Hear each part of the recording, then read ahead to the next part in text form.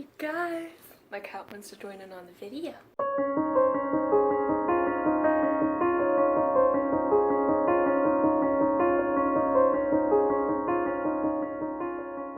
And welcome back to my channel. My name is Emily. Thank you for joining me again today. So I have seen that there aren't any uploads yet that I wanted to talk about language tips, how one can learn a language.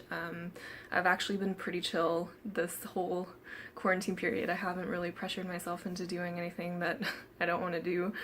Basically lying around watching a lot of videos in different languages. However, I have been using this new method, we can call it here like the notebook method, that I had learned about this year, and it has really helped me retain vocabulary, specifically in a language where the alphabet is really different. So it doesn't resemble anything close to the alphabet in my native language, which would be English. Okay, I will say that this method is really great because you are writing the vocabulary down and practicing how you can write another script. So that's why I say it's especially good for someone who is learning Arabic, maybe Hindi, maybe Korean. I don't have any other experience in those languages besides Arabic, so this is the first time that I have really tried to, I guess, be open to other methods of how I can really get the script down. So yeah, let's get started.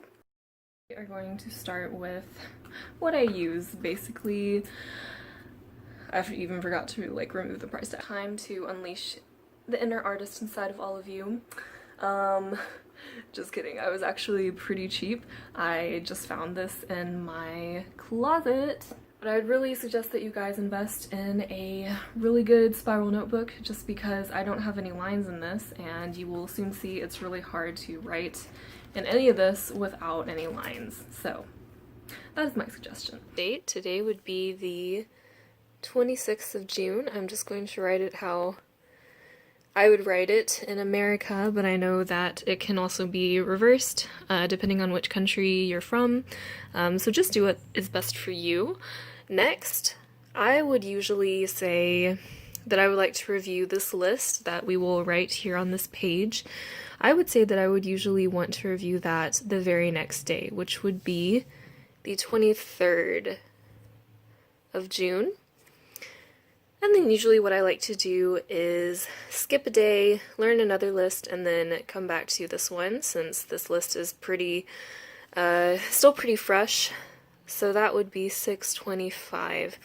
So as you can see here, there's only 1 day between these dates, 2 days between these dates, and for the next dates, I would suggest learning, or actually reviewing these words at least one time per month.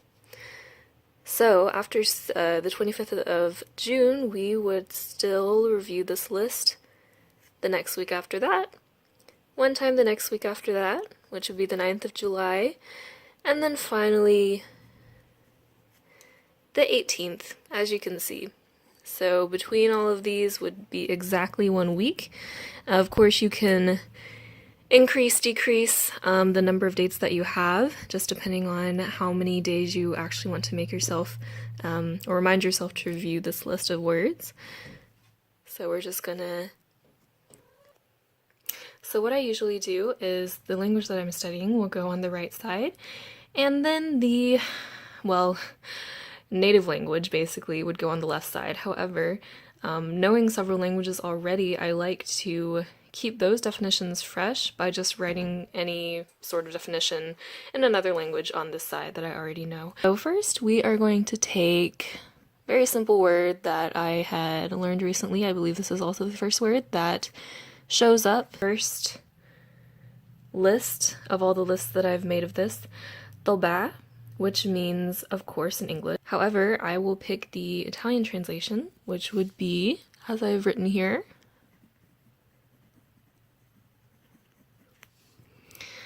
naturalmente. The next thing that I would do, let's take another word. ممل. And then let's say that I would want to write the definition of this word In German, langweilig. Fun stuff.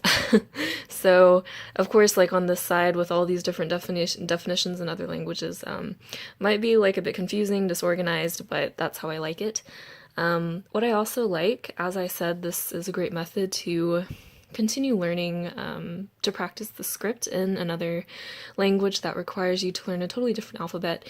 So, especially what I will do, since for all those Arabic language learners out there, we all know that the short vowels in Arabic are not always present. In fact, that is probably the most frustrating thing, at least it is for me, especially when I was in those really beginning stages.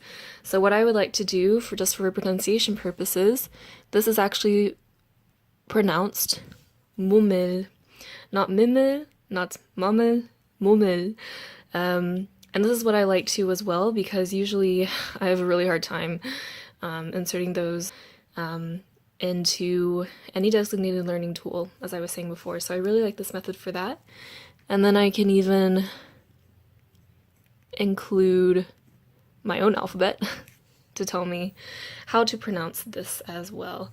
And then I would always suggest writing about 7 to 12 terms for each list. Of course, you will soon see with my own list that I did a lot more than that sometimes. We got a little ambitious as the weeks went by. It will not overwhelm you. It didn't overwhelm me in that period. And yeah, that's basically what you do. So there's 1 term, 2 terms, 3, 4, 5, 6. And that should be your completed list.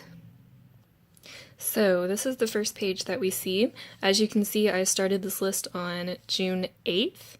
And yeah, this is pretty much it. You can see that I've written down different definitions, mostly in Italian, some in German, and then I have also inserted really anything that I want to in terms of short vowels, pronunciation, as you can see right here, and just different terms that I really wanted to concentrate on. These happen to be when I was focusing on emotions, vocabulary, stuff like that.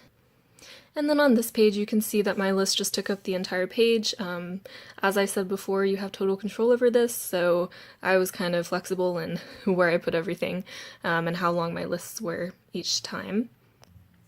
For the other days, sometimes I would include these verb conjugations, as well as these are just verbs right here, but verb conjugations right here. And then, of course, the very long list. Of course, I guess, I don't know, I was kind of cheating just because these two are just 2 verbs that I was learning, and I just wanted to learn them on both days, along with other vocabulary. This is one of the last pages in my notes, I believe. If you will notice, I know that the dates are always very close together, so I would usually write down a list for, let's say, June 20th, and then after that, I may find new words on June 21st, where I would have to make a new list. However, that would mean that I would still have to review this list and the list that I had just made. So really think about that, because if you get really ambitious like me, then making lists every day, practically, which is what I was trying to do, just know and keep in mind that some dates will line up with others, other dates won't, but it may make your lists longer or shorter depending on what you want and how much vocabulary you want to have in your mind. And then this is the very last page. So I really wanted to give you guys, I guess, a rundown of these past few weeks, what this new method has taught me, which I think that it's similar, as I said before, to using an app or another language learning tool, I guess, that will help you with spaced repetition. However, I didn't really like how a machine would decide that for me, if you know what I mean. And I think here I can make sure that I review a list of vocabulary words however many times I want to. Really know how many times I'm reviewing a certain list of words for every given month. And I've seen research that has suggested that between really like 5 to 7 times per month, spaced out, not continuous every day, but spaced out every month will really help in that long-term memory and retaining words really well. For me, I think that eventually I will start using, I guess, categories, maybe even for different notebooks, because right now I'm still very much a beginner. You know, I can talk a little bit, but I'm still learning a lot of basic stuff. So I think that for me right now, I don't need any sort of category.